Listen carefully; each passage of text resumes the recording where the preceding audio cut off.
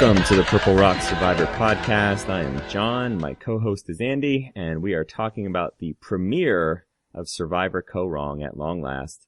The most brutal season of Survivor ever, if you believe the promos. And after watching this episode, let me just say that hopefully this is the worst thing that will enter your ears this week. Hopefully. Oh, man, it's already the most brutal. Shut it down. We saw some seriously gross stuff, like a guy taking a dump in the ocean. Yes. And we also saw a man's shoulders turn purple, which I didn't think was possible. Yeah, no, there was a lot of sunburns this week, in particular ones in the area that I would otherwise like to look at. Maybe we should cut that out. But we're not here to talk about sunburns. We're here to talk about a season that everybody's just been looking forward to. A lot of expectations about this season. Very few of them good. I think CBS has done their absolute best to set the expectation bar nice and low. But this first episode, at least, was much better than we feared. I thought that was actually a pretty decent premiere. Perfectly solid. No complaints at all. Like, I don't think it'll go down like we'll remember, like, oh wow, remember that episode? Cause like nothing really mattered with what happened, which is pretty typical of first episodes. But what I did really enjoy is we got time with basically everyone, all 18 members of the cast. I think all three tribes, the time was split fairly evenly. Obviously Braun gets a little bit more because they have an end story to finish off. We have a good sense, I think, of what's going on, or at least what the, edit wants us to think is going on. Yeah, I enjoyed it. I found myself sitting back. It's like, yeah, this is Survivor, and they can do their thing. Yeah, the 90-minute premiere thing, we talk about this pretty much every time they do it. It's just, it works because you actually can have time to let the story develop. It's not just rushing around, showing you who everyone is, and then boom, there's a vote. Like, you actually get a little experience of every different camp, so you have a taste of, somewhat at least, of who the people are. Yeah, and it's important for the first episode, because, like, you really want to see what it's like for these people to just kind of get hit by the, experience of Survivor. I don't feel like we got a lot of that last season, because, not new people, But I also felt like last season, we really didn't get to know that many people in the opening episode. Not to say it was a bad opening episode, it was actually pretty exciting, but this was a nice refreshing change. This is why newbie seasons have their own appeals, because you want to get to know everybody, and I think the episode did that. I don't feel like it just leaned on, a handful of characters the way Survivor often does. And last season, with returning players, they could hit the ground running. This season, all new cast, you gotta, slowly build it, so you have some sort of investment when someone's going home. Right. So speaking of a lack of investment when some people go home, well, let's just jump ahead to that part. Apparently a bit of a internet darling, or at least on our site, Darnell was shockingly sent home. And in our preview podcast, we remarked on how he was a very popular pick amongst our listeners for our fantasy game. What was he, like 40%? Yeah, right around that. So today's been a busy day for you, because you allow people to switch their picks. Yeah, if you happen to be in our fantasy league and you've forgotten this or weren't ever aware, you can switch your picks up until episode 2 airs. So you've got a little bit of time to get your picks into me, and I'm changing a whole lot of them, as you can imagine. Yeah, and I mean, we will be proven wrong about most everything we said in the preview podcast, but the one thing we did say is, why Darnell? Why is everybody so excited about this guy? Maybe that's a point for us. But, I think the bigger question for this episode was, why Darnell? Yeah, exactly. I mean, I said very clearly in that preview podcast, like, there's something about Alicia that bothers me. I really hope she's the first boot. I didn't think it would be possible because I didn't think Braun would actually lose the first challenge. However, they did, and I was like, oh man, I'm gonna get this prediction right. I'm nailing it. And then I was like, well, that's weird that they're using Darnell as the decoy, but whatever, that's fine. And then it was him. Yeah, it fully turned around. I was like, no. And, as I was watching, as it was aired, it's like, man, what a meathead decision. This is just a total meathead thing where it's like, he screwed up in the challenge, he's gotta go. Now, I mean, obviously with some time to sit on it, there's more to it than that. But because they're the tribe they are, I almost think like, let's not rule out that that's part of it, maybe. Right, that actually could be the decision making. We might be applying a little more logic to it than is necessary. And let's apply the standard logic to this. Darnell did have one of the 3 risk factors of the first boot. The 3 risk factors, of course, being wrinkles, vagina, and melanin. So he was always at risk. Right, but as one of our commenters has pointed out, that rarely is for, minorities that are male. He becomes only the second black man to be the first boot, and the other one was in an all-black tribe.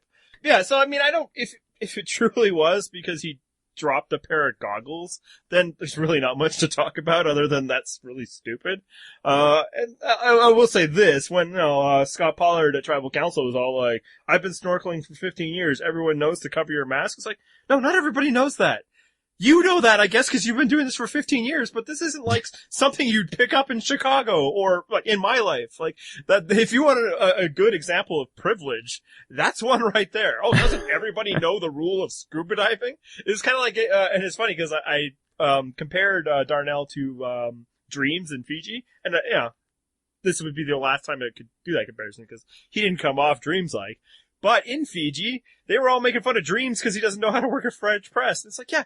Because different people have different life experiences, especially when you go up and down the socioeconomic ladder, Scott Pollard. And to be clear, he had been snorkeling, not scuba diving. That's what you used that mask for. Again, you're Canadian, you're going to get a pass on this, but I'm Floridian, so I do have to correct you. We actually have 3 coasts in this country. I'm just going to say, so there's probably some, but I'm not. You guys have water that's not frozen? Well, one of the coasts has a lot of that frozen stuff. But yeah. I don't know if that was it. My bigger question is there a good reason to vote out Darnell? Yeah, I think there was some debate as to what the reason could be. And again, maybe we're applying more logic than they did here, but I think the potential fear that they might have had, they being, Kyle, Scott, and Jennifer, the fear they might have had was that Sydney and Darnell had gotten tight enough. And if you weren't 100% on your little threesome there of Jennifer, Kyle, and Scott, you thought maybe one of you might flip at some point, then maybe you want to break up that Sydney-Darnell pairing early, because Alicia's just an island. Like, she is not a solid vote for anybody.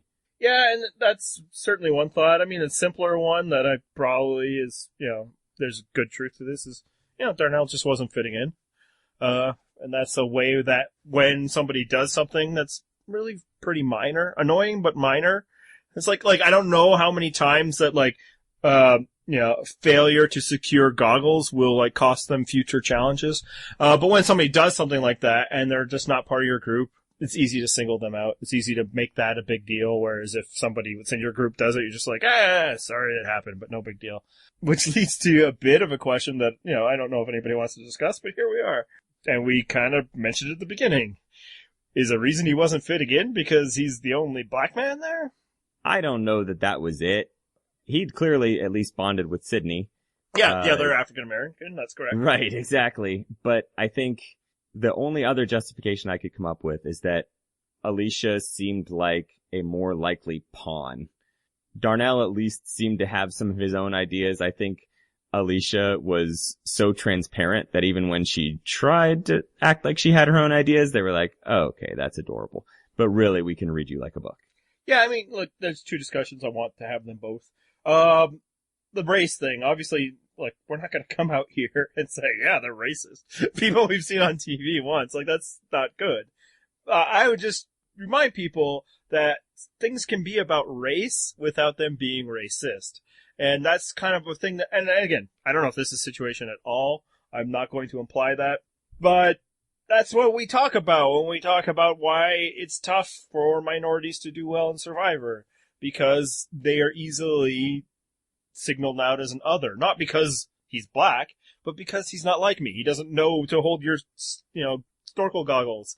He isn't, an easy alliance partner. And in a tribe of 6, it becomes a really big deal. So I'm not going to rule it out that that's just a factor that helped him, failed to let Darnell integrate well.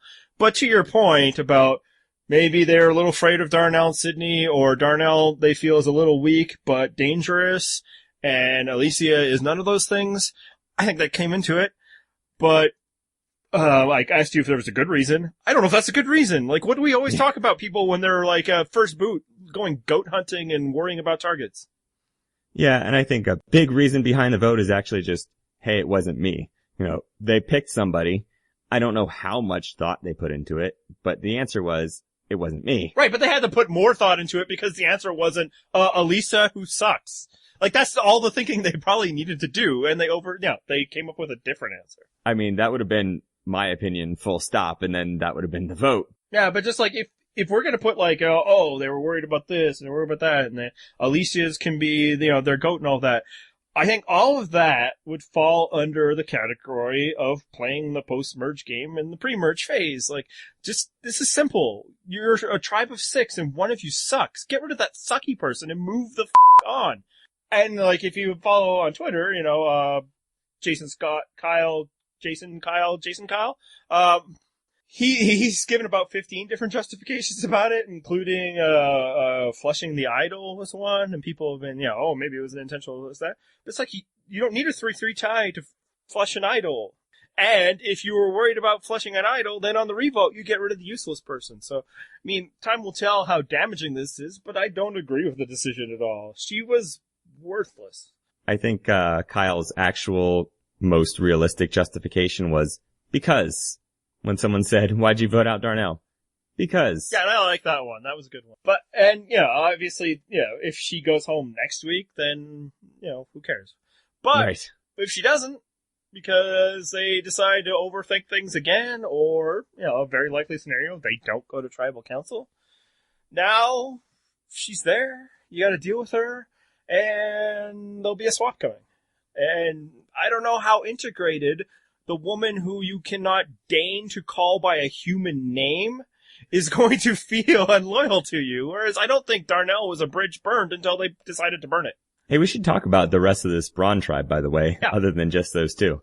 Yeah, so I mean, what did you think? Who did you like? I actually kind of enjoyed the look into the Braun tribe. I'd already pegged Kyle as someone that I would enjoy watching, and so far I have. There are some worrying signs there that maybe he'll get a little rougher around the edges later on than he already is. Right now, it's, pleasantly caveman-like, I suppose. Pollard, same thing. Here, let's stop at Kyle Jason. Sure. Because, for one, we're at some point going to have to nail down what this person is called. The Chirons, I believe, and everything in the previews was calling him Kyle, which is, I think, his given first name. But it seems like on the show and on social media himself, he's going by Jason. So, sure. I don't know what to do with that, Hey, we should just give him a nickname like he chose to do with Blondie. Yeah. I think he was interesting. I do think, as we predicted, he will matter this season. But, I kind of think he's an asshole. Yeah, but that's okay. I mean, I'm fine with being entertained by the asshole as long as he doesn't cross a certain line. Oh yeah, no, that doesn't necessarily mean that he'll be bad at Survivor or that I will not, root for his success. Being a good person has never necessarily been all that important to me in my reality show contestants. There's lines and such. But yeah, just like the way he kept calling Alicia Blondie, which, clear this up. I don't care at all about Alicia. She sucks. But yeah, and in confessionals, it's like, yeah, sure, well, Blondie. But then he's like, I'm gonna name them by names. There's Darnell and there's Blondie. It's like, that's a dick move. Especially since you're not voting her out. Yeah, he played that tribal council about as poorly as you could. Yeah, and then, just that move in itself, even if he had said her name, does not bode well for his social skills. It's all cool and well. Be like, I'm that straight talker and all of that. But what you also set the signal to is you people are so far beneath me that I can just talk about you like this because I'm the king. And that arrogance is rarely rewarded. Yeah, it's not a good sign when you're gloating in your power because often in this game, your power will shift very quickly to someone else. Yeah, and that person you've disrespected, that worthless Blondie, can be the reason why you got voted out. Shout out to Sad Lil! The worthless Ginger. Was she a ginger? Brunette? Whatever. She was angry is what That's she right. was. And she was And a Boy Scout. Treated as though she did not matter by an arrogant fellow who did not do well after that. Pollard. I like that he just right away said, I played professional basketball. People were like, oh wow, I'm so glad he owned up to that. He's like, what is he, 6'10", 6'11"? No, but he could be like, oh, I played a bit in Europe and then blah, blah, blah, or, oh, I get that all the time, but no, really, I'm just not very athletic. Yeah, I'm a stalker at Walmart. Like, no, you are clearly an athlete because CBS casts athletes. Yeah. Oh, I'm not giving him tons of credit. Yeah. And I thought so far so good with him. He was entertaining enough. I was actually kind of surprised. I thought that once they got to that part of the challenge where they were pushing the boat, I thought Braun was just going to destroy everybody else and catch up to the field and then surpass them. Yeah, I guess that basically they struggled with assembling. So, yeah, but once it was the pushing, they made up a lot of grounds there. Actually, one scene, we haven't really talked about her. I think our feelings are probably pretty clear about Alicia. But I did love when, even though they were totally patronizing her, when they were talking to her, like, don't worry about anything. Don't, it's just listen, just trust us and stop, conniving. And then, like, beat. And then she's like, I didn't say I do have the idol. I didn't say I do. I expected Pollard to just, like, look at the camera and ruin the take. Just like, are you getting this? Do you believe this? Gonna do the Jim in the Office move and just give a glance over to the camera? Yeah, because it's like, I literally just told you to not do something like that.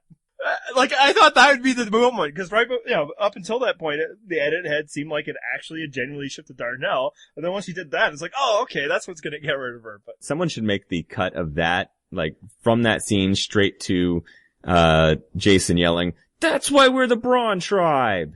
Well, what we need, and obviously nobody likes this segment, but if they were to somehow bring back the Parade of Losers, her footage has to be that scene, smash cut to, failing to take off the cap of the pen. Yep. Oh my, they could almost give her a Lacey-esque highlight reel already. It's been one episode. Yeah, well, she's talking about how she's a mental giant, and that, people underestimate Malibu Barbie. Look, we're not doing it, the 0% Club, just because I think it draws us to a negative place that we're trying to avoid as long as possible this season.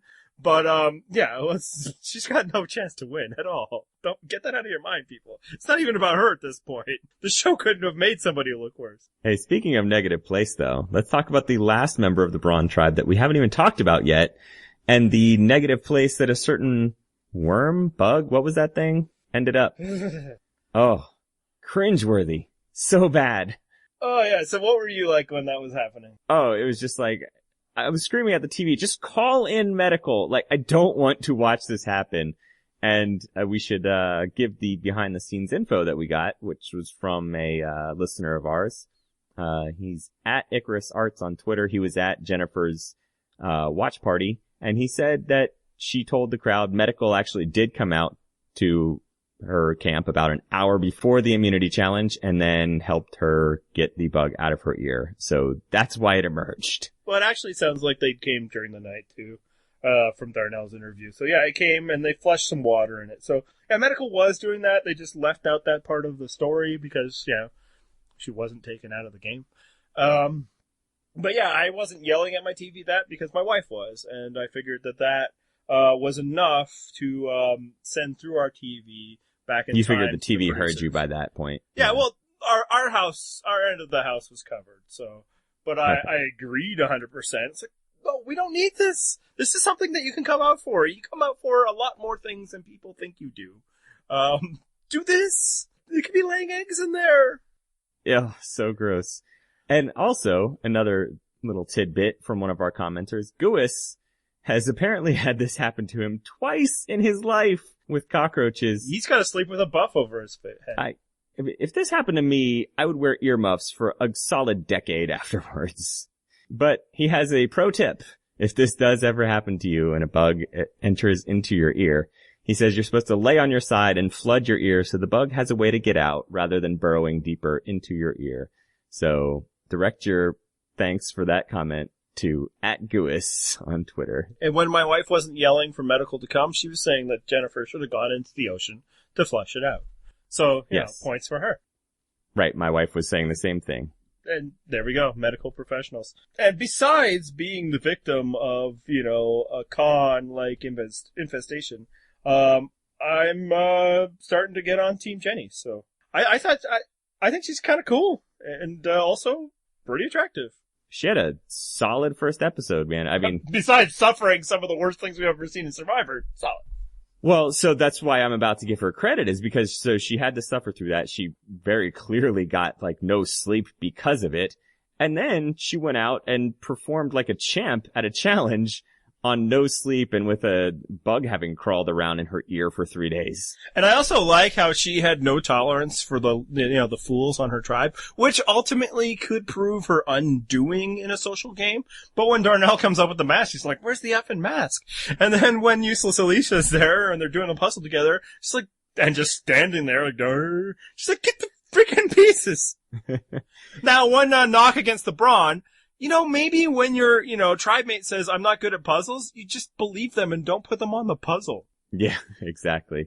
Well, fortunately for them, Jennifer was actually pretty good at it. And really, I think this is a, constant problem for me is the contrast thing with the colors and the puzzles. This happens every season where it's clear that it's a lot easier to do one puzzle because of the colors that they use to make the puzzle than the other one.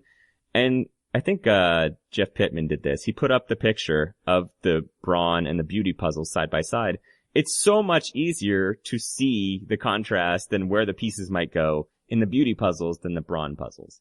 Hey, when they swapped out, I was thinking that Pollard was a good option for them because he was tall enough just to look over at the brains one and say, hey, that's where the pieces go. But it didn't look like that. Amazing. Yeah, it didn't look like that came into play, but I mean, obviously more useful than Alicia, but I do like how Braun's solution to every time Alicia says she's not good at anything is like, just do good, just be good.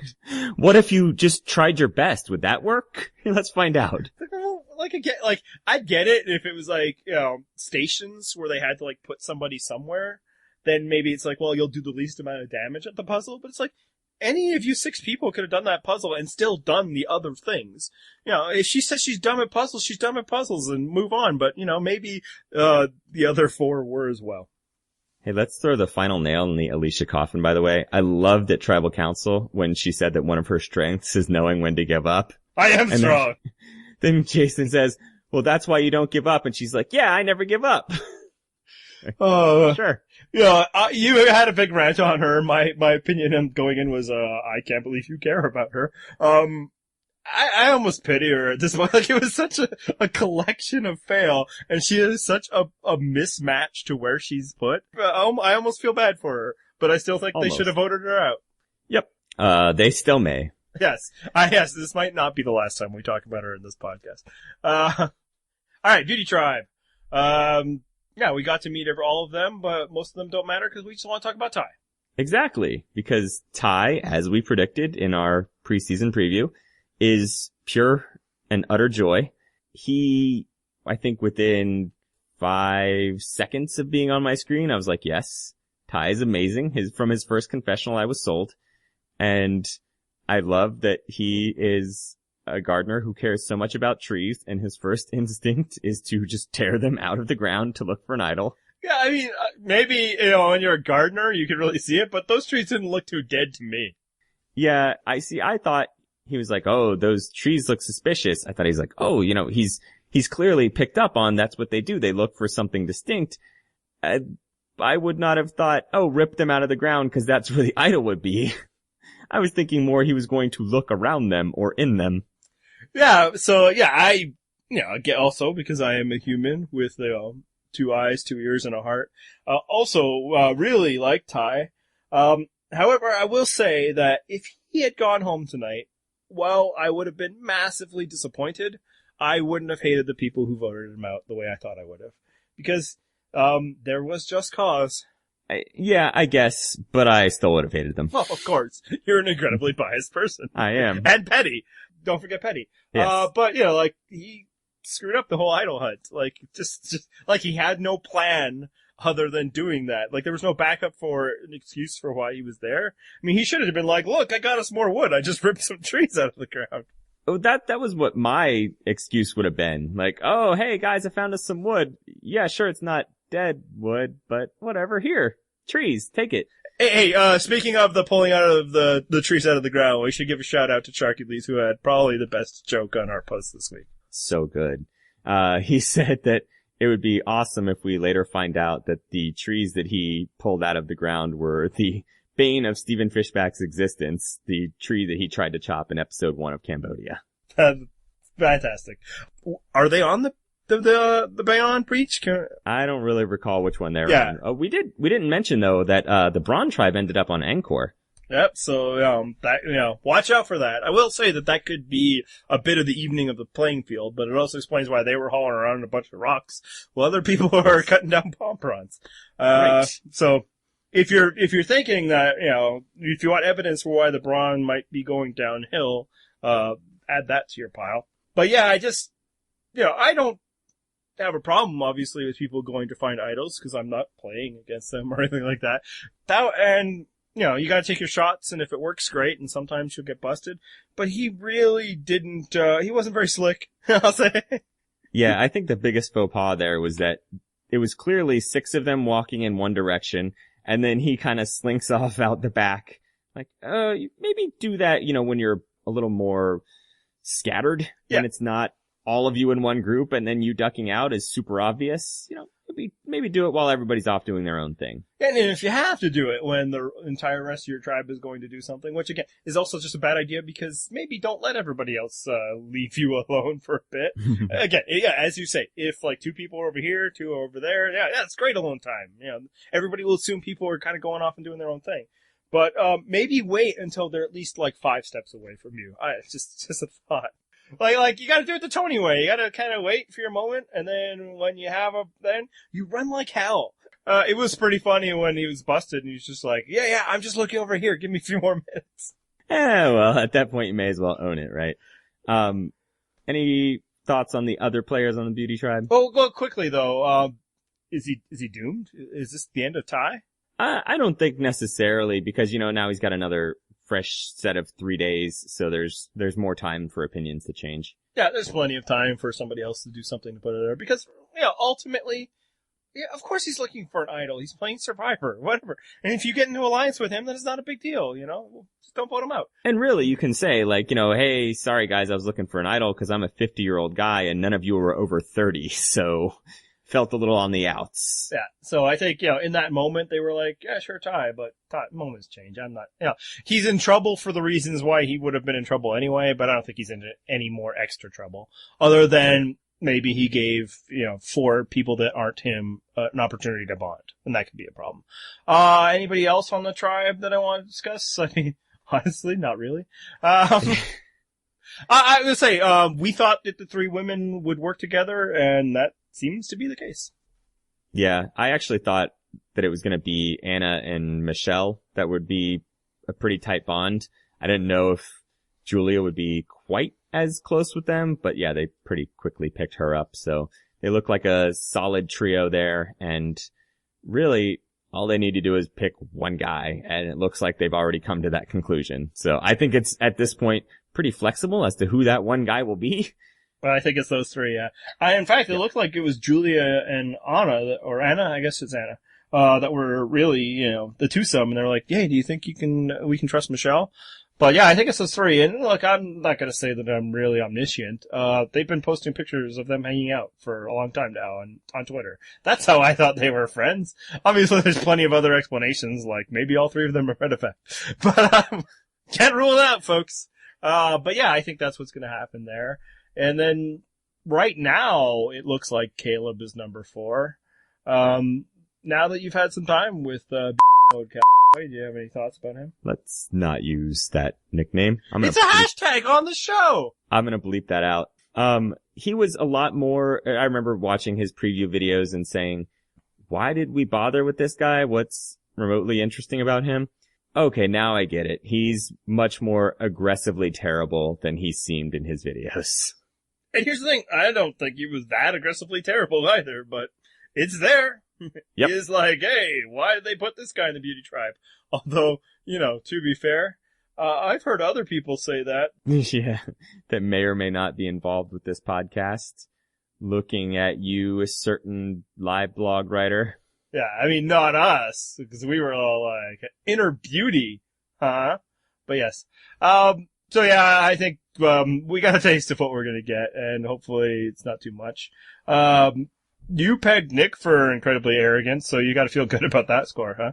I mean, you could see that from a mile away. Again, that's kind of like giving me points for catching the obvious, though. Yeah, well, I think that's like what he wants to be, right? Like that's yeah. And that was my problem with him in the videos, is that it just, yes, he's arrogant, but it's also an act, which is bizarre. Like, why aren't you not just actually naturally cocky and arrogant? Why are you putting on the act? Yeah, and I think he's dialing it up once he learned that he was on a Tribe Called Beauty. Because I think, he's a fan of the show, and now he knows, like, oh, this is what's going to do. And if I, play the part that they want from me, they're going to give me more time. I will want to clarify. I don't deny that he might be, like, an arrogant jerk. I just don't know if that's a problem. Yeah, so we'll see. I will say, like, before Ty got busted, I think he was the odd man out, and it could happen again. That Nick was the odd man out of. It's definitely in flux. Like, I think it's going to be more, what have you done for me lately, right before they get to tribal council, and that will be their fourth. Yeah, and also, they actually seem to do pretty well. Like, they're not that weak in many areas. I mean, they just finished second, so it's not like they were dominant or anything, but I think they could win challenges, or at least stay in top 2 of challenges. I'm not sure that we need to worry that they're going to tribal council right away. Yeah. And speaking of not going to tribal council right away, the Brains tribe was actually successful. Easily so. And they weren't even all that wacky. Well, with an obvious exception. It is weird to have a Brains tribe that's, like, semi-competent. I don't know how to react to this, although we said in the preview that, it wasn't the same vibe as the Cagayan Brains tribe, which was so clearly a dumpster fire. Yeah, like that was 6 individuals who did not play well with each other, all on one tribe. This doesn't seem to be that. I'm not sure there's anybody that really fits that description. Honestly, it's kind of the beauty tribe, obviously the women are attractive and all of that. The Brawn tribe doesn't seem that beefy. I kind of think that they maybe just work too hard on these divisions. Like, oh, we got 18 people, because we know they cast the people first. And they're like, hey, Brains versus Brawn versus Beauty was awesome, let's do that. And then they were like, because it just doesn't, like, this isn't what I want out of a Brains tribe, even though they're very smart people there. Oh, you want the disaster out of the Brains tribe? Are you one of those Rupert type fans? It's not necessarily a disaster, but I want some nerd arrogance and stuff. And like, these people were like, oddly functional. Yeah, I mean, they exceeded expectations as far as being functional. That's certainly the case. And it was just boring. It was like, hey, we 4 people are less old than those 2, so there it is. Let's not think about it anymore.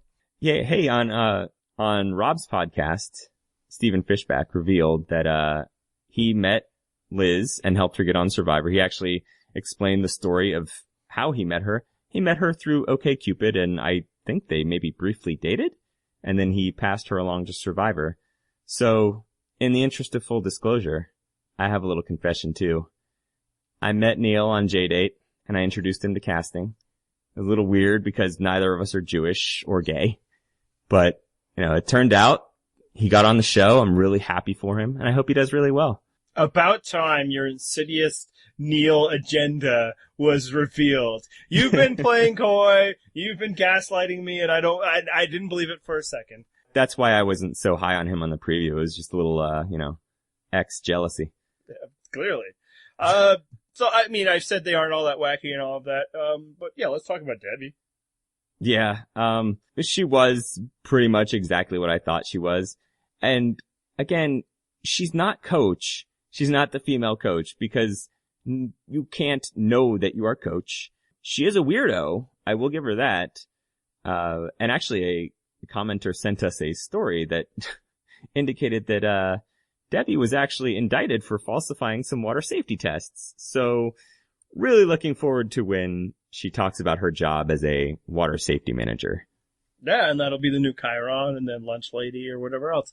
Like, I will say, like, yeah, I mean, your point about Coach is well put, but same time, there's Coachian elements to her, and that, her, definite desire and willingness to say she knows how to do everything and has done everything with very little evidence of success on the show. That is a very good point. Yeah, tutoring Neil on how to make the fire, even as Joe stands right there and is like, are you sure that that's what you need to do? And she's like, oh yeah, I got this. Puzzles laid down for me. Was she even on the puzzle? No, she was not. It was Liz and Yeah, Aubrey. it was Aubrey. Yeah, so. Aubrey, the challenge beast, by the way. I just wanted to point that out. Sure, let's talk about Aubrey. She had that, like, issue with dealing with the heat and getting potentially maybe heat stroke, heat exhaustion. Who knows what the hell it was. But anyway, I was like, uh-oh. Andy's prediction is going to come true. I'm never going to hear the end of this. How much are you sweating at that moment? Because, forget about the fact that you like Aubrey. What you would hate more is for me to have been right about that, right? Yeah. I'm much more concerned with having to deal with a gloating Andy than my disappointment over Aubrey going home. So. And like, full circle truth, when Nick looked at me on the outs, I'm like, no. Yeah, exactly.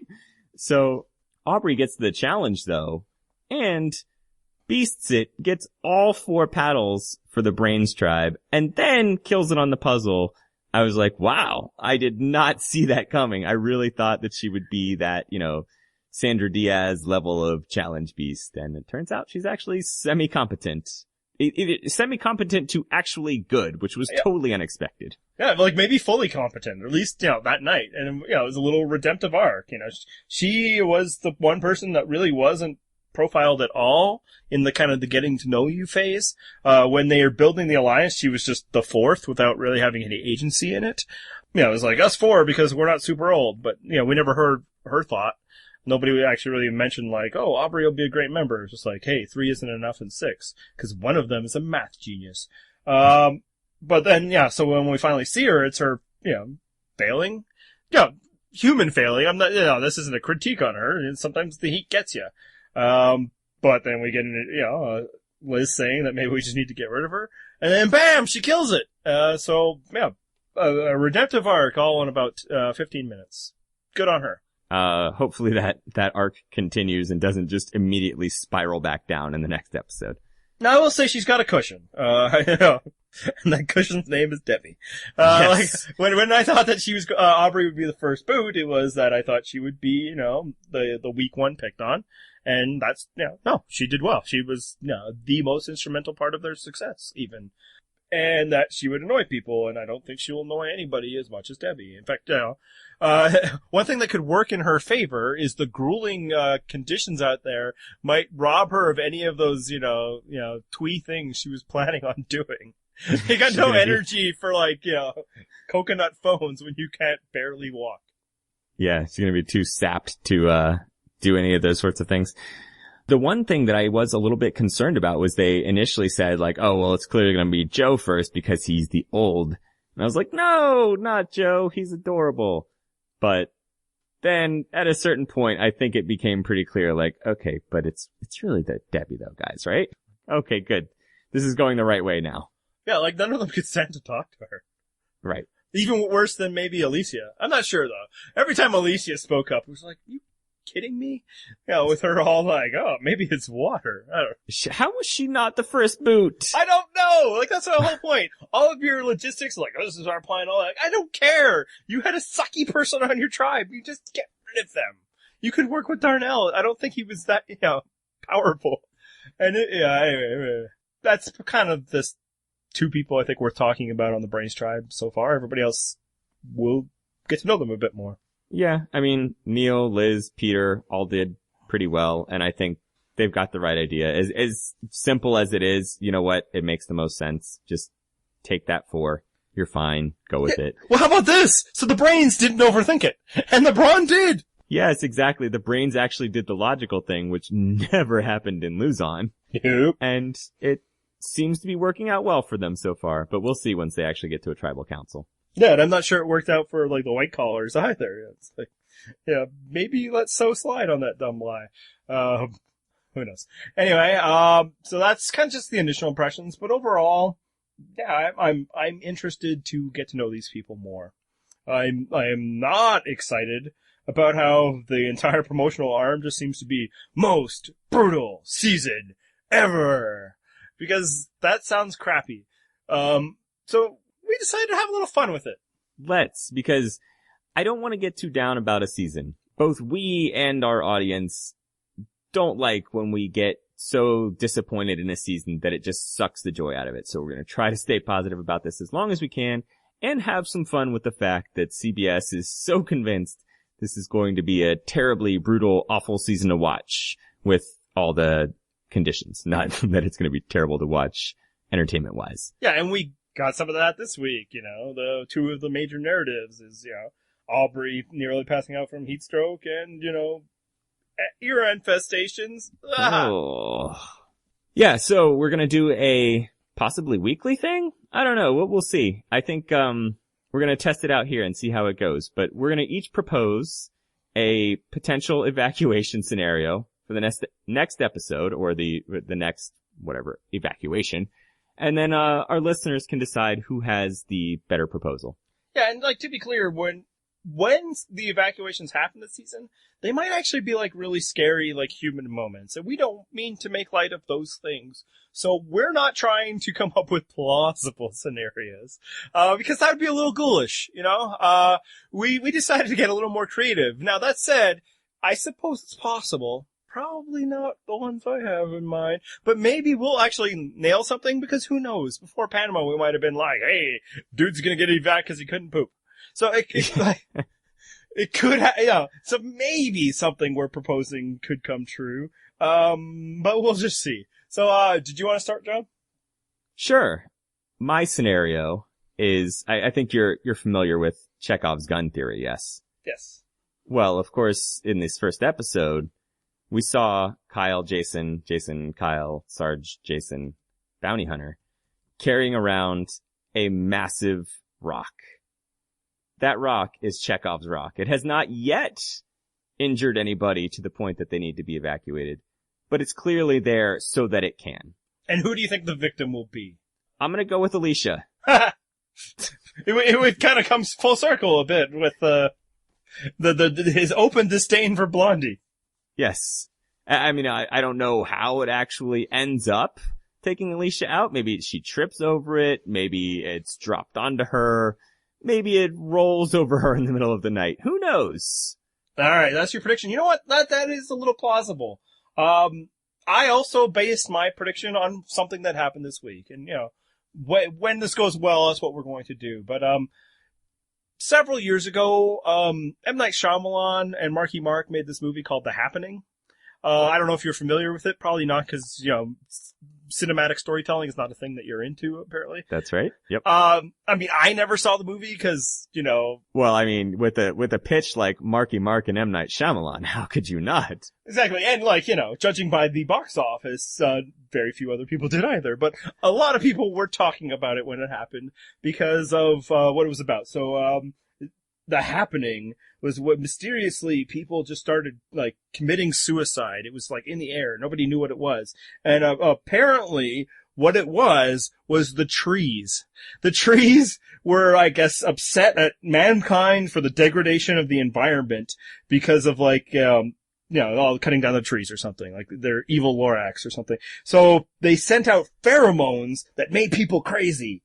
And then they killed themselves. So that's what I think could happen is that the trees are angry at Ty for just his. Wait, no. How is it not that Ty talks to the trees and is their agent on Earth to help them pick victims? No, he betrayed them. He was ripping them out all willy-nilly, and they will get their revenge. So they release their pheromones and make Ty crazy. Now, I'm not going to suggest that they make Ty kill himself or anything like that. That wouldn't be cool. But I think, that they use the powers, and maybe because he is so, close to the trees, maybe that's why he's a little more susceptible. And then he just does something to himself, like maybe a machete to the foot or something. He'll still be able to walk, but they have to take him out so they can perform surgery. So that is my prediction, that Ty is a victim of The Happening. First of all, how did you miss the idea that the tree could itself injure him by dropping a coconut on him or something? That's not how The Happening works. I hear. Oh. I don't know. I've never seen it. Oh, yeah. Who knows? Probably no one. All right. So I have a feeling that my theory is going to win the listener approval this week because it doesn't involve Ty going home. That was a flaw in my strategy, but I don't know. I just have a feeling about this one. we can't rule out the happening. I think if any of us want to win this, just every week we come up with scenarios where like Caleb goes home, and I think everybody's going to vote for that scenario. Well, I will say that, he's another potential victim. I mean, he was just hacking at that tree willy-nilly like he didn't care. He taunted it even. I mean, seriously, if you changed your theory to Caleb instead of Ty, I think you're going to win in a landslide. No. I guess I want to leave some mystery. No spoilers. Stick to your guns. All right, so I will put the poll up along with the weekly predictions poll, and you guys can vote there. Hey, speaking of weekly predictions. Yeah, I think, by the way, for this season's predictions, I want to do a winner pick every week, because I want to track how the winner predictions go from week to week and see at what point in the season everybody has gotten to a majority opinion of a certain person winning, and if that opinion actually turns out to be right. I think it was last week. I think at some point Jeremy was, I think at the 3/4 mark, and then on, Jeremy was the pick. So, yeah. I mean, not mine. He was at the 3/4 mark, but I made sure to undo it to keep my perfect winless season going. Yeah, I mean, I'm hoping that it's not like Worlds Apart, where that majority probably would have been hit in, episode 6, 7. I'd say right after the first, Jen plays her idol, I think then. Yeah, okay, so we'll do that, but right now, let's predict who will be the next person eliminated from the game, barring, a happening or, rock crushing or anything like that. Sure. And we're not going to bother trying to predict what tribe will go home, because honestly, I don't know. Like, I don't think anything in this episode told us, oh yeah, that tribe is definitely going to keep losing, or that tribe is doomed. I mean, Braun lost by like a second, if you can believe the edit, which we shouldn't, but it wasn't a long time. It was at least close, yeah. Yeah, it was close, and I don't know if they're a disaster. Every tribe that loses always looks better, or looks worse than the teams that win. Because we aren't really brought into the high-level bickering of winning teams too often. Sure. So if the Braun tribe does go home again, who's going home? There's clearly an easy pick here, so I'm going to say that Braun overthinks it and Sydney goes home. I had the same prediction! Oh. Well, we're both on board the Braun is going to overthink this and not do the right thing train, though. Yeah, like, that's the only reason why I had it. It was like, yeah, of course it's Alicia. It should be Alicia, but it already should have been Alicia. So yes, for the exact same reasons as you, I have Sydney. Right, when they clearly won't accept the logical conclusion. Yeah, like, they'll spend like 2 days saying, oh, of course it's her, of course it's her. And then they'll come around for a reason, like, oh, Sydney didn't seem too happy. She did vote with Darnell that one time, even though she didn't it the next time. No, it's going to be something worse, like, oh, Sydney overcooked the rice. Or she screws up some minor thing in the challenge. Meanwhile, Alicia screws up all the challenge. Alicia screws up life. Alright, so if the Brains tribe loses, who do you got? From the Brains, easy, Debbie. Yeah, since I decided to move off of Elisa, I'll stick with the easy pick and go with Debbie too. Yeah, I mean, until we're shown otherwise, I'll just assume the Brains tribe is going to perform logically, which is probably a bad assumption. Yeah, I'll say the only potential red flag for Aubrey, and this isn't my thought, it was Rob's, it's just that, what if she just feels like she likes the older people better because they were nice to her when they were the ones that took care of her when she got sick, and then, takes one of their spot in the boot order as a result. But I don't think that will happen. I think she's okay. And finally, the Beauty Tribe. Probably wishful thinking on my part, but I think this could honestly go just about anyway, and we're not really gonna know. I don't think that those 3 women that are in control really care who it is, as long as it's not one of them, and they'll take whoever wants to come along with them. And if you're thinking of challenge strength, does it matter that much if you've got Nick or Ty or Caleb? I mean, theoretically, you could say Ty is the least useful, but I don't know that that's necessarily true depending on the challenge. So I'll flip a coin and say it's Caleb. Yeah, see, I picked Caleb in the preseason thing. My worry is that he wasn't annoying people in those 3 days. Like, that's what I needed to happen. People just not like him so, like, right away. And just like, yeah, let's just get rid of this guy. He didn't even help us win. I think, like, he could get there at any time, obviously, but I think he's almost, like, built up too much goodwill now to be sent home right away. So I'll say it's Ty, but I don't think they're losing, so I'm not worried. All right, so let's move on to some plugs. You can find all of our stuff at purplerockpodcast.com. We've got a fantasy league. We've got a live blog every single week. I'm going to have a new column coming soon that'll be going up weekly throughout this season.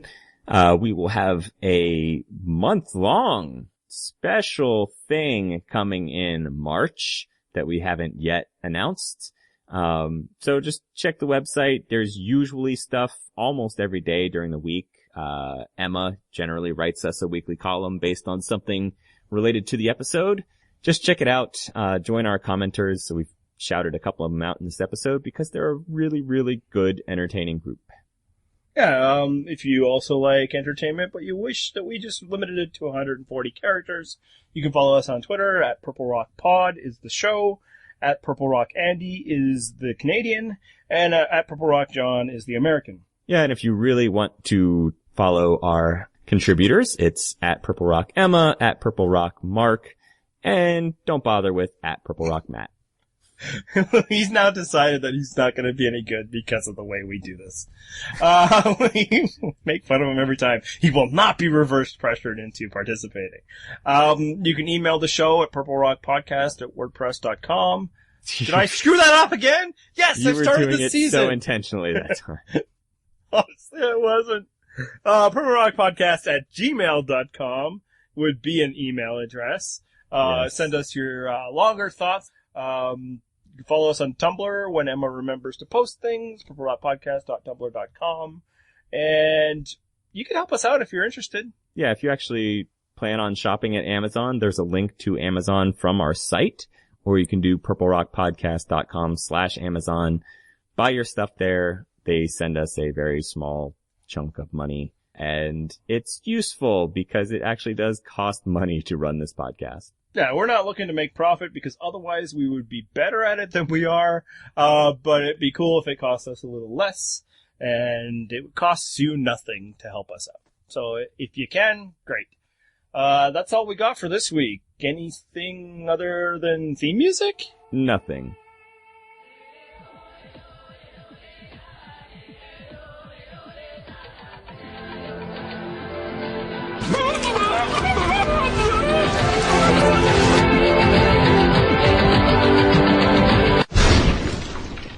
That's what it's like when a woman wants a baby.